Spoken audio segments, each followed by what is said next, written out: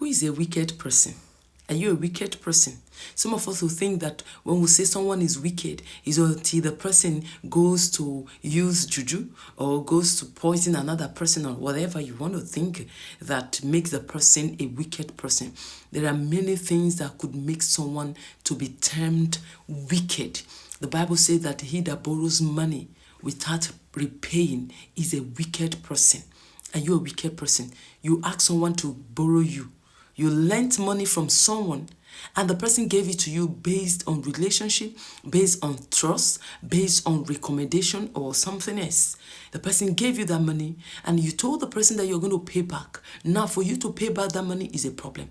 The worst still, you run away whenever you see the person. Whenever the person is calling you, you refuse to pick the person's call. Some of us even go to the extent of blocking the person, blocking the number of the person.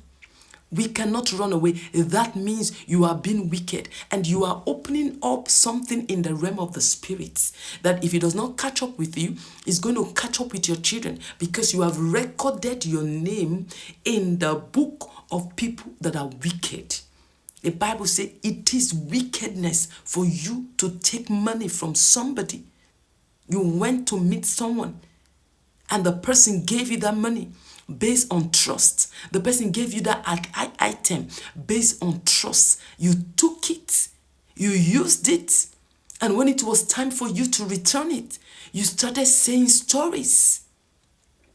It is an act of wickedness and the Lord is against it. God is against that such act of wickedness towards your neighbor. Because that person is your neighbor. That person you are showing that wickedness to is your neighbor. The person looked at you and helped you when you needed the help. Gave you that money when you needed the money. Gave you that item when you needed that item.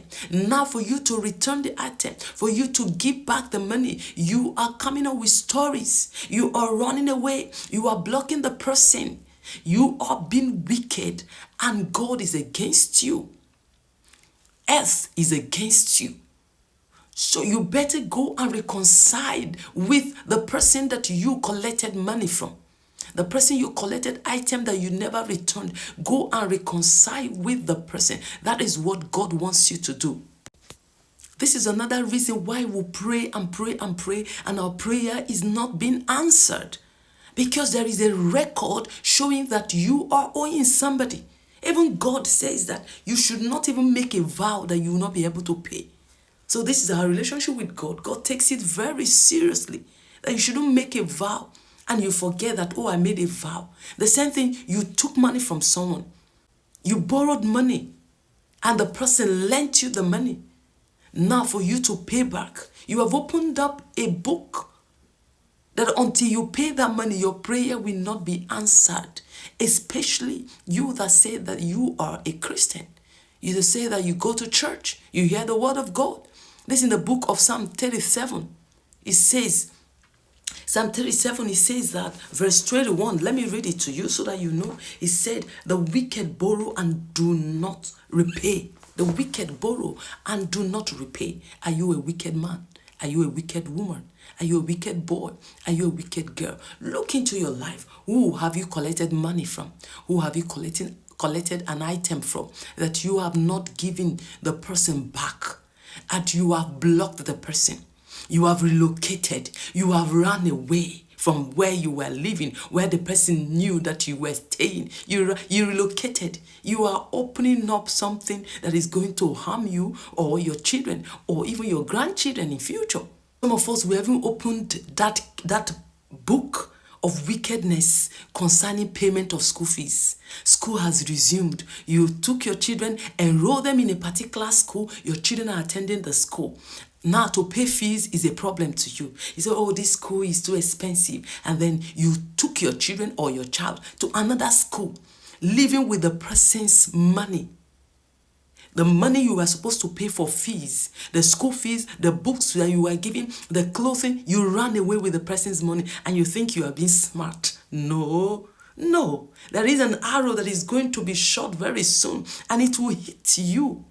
It will hit you. Some of you, you owed your landlord. You were a tenant somewhere. You owed your landlord. And because your landlord traveled, you ran, you relocated, you packed all your things in the middle of the night and disappeared, relocated to another place. And you think that you are free, that, oh, I've outsmarted the landlord. I am smart. I've outsmarted the landlord. No, you have not. Rather, you have opened up a case for you in the realm of the spirits of someone that is wicked. And when the devil himself is not God, oh no. When the devil is going to be taking roll calls, when he's going to be taking roll call, you that is hiding inside the church, you went to the church to hide. You went to the church, you joined one unit in the church, hiding. When the devil will come for you with his record, he will open the record and he will see that you owe someone, you refuse to pay. It's not that the person, I remember many years back, I took some money from a friend to sort out my school fees. And then after a while, I wanted to pay the money back to her when I told her this is the time I was going to pay it. She told me, she said, forget about it. You're my friend. This is small. That is the difference when the person had decided to let go of the money. But this one, you ran away. You're owing somebody, you ran away. Your rent, you ran away. School fees of your children, they have taught your children. They've given your children's uniforms. They've given your children books. You ran away with the person's money. And you think you are smart. Brothers and sisters, look into your life right now. You need to go back. Think very well. Go and make that person to forgive you. Make him, when I say make him, ensure that the person forgives you. If you don't have to pay, ask God for mercy that the person will overlook the amount, the money that you owe him or her. Or we reduce the amount as, okay, you're owing me 5,000. Okay, you can pay 1,000. Let's forget about the 4,000. Ask God to help you. Don't run away. Don't open up something in the realm of the spirit that is going to hurt you or your generations unborn.